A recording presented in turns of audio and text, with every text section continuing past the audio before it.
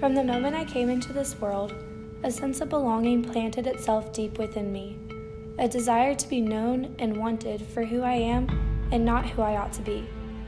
A voice whispered from the depths of my soul, "You are beautiful." It said you are brave. It cried out in a way I couldn't ignore. I knew I was a reflection of something much, much greater. But as I grew older, other voices began to drown out that original voice, and it became harder to distinguish the truth about myself. Eventually, it gave way to certain emptiness, that something was missing, a deep restlessness and a feeling that somehow all was not right. And I felt a part of me coming undone, but I couldn't seem to stop it. I tried to ignore it. I wanted to brush it off, but it would not go away. But life started to move fast.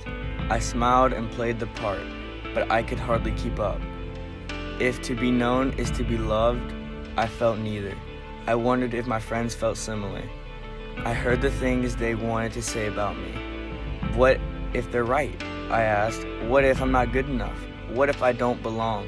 What if I'm unlovable? I could help but wish I was like everybody else. What I saw was someone jaded, lonely, and afraid. I wondered if there was a place for me. I felt a deep longing to be invited, wanted, and accepted. But somewhere along the way, I met a Young Life leader.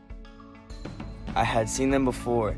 They roamed the hallways of my school with a purpose. They lingered after my games. They learned my name. They befriended me. Something about them was different. Over time, I learned to trust them, and a deep friendship was forged. I felt known, and they shared about God's incredible love for me, how Jesus shared that the kingdom of God was like a great banquet at a king threw. When the king saw there was a room at a banquet, he sent out his servants to the street corners to invite anyone they could find, the good along with the bad. The banquet hall was filled with all kinds of guests.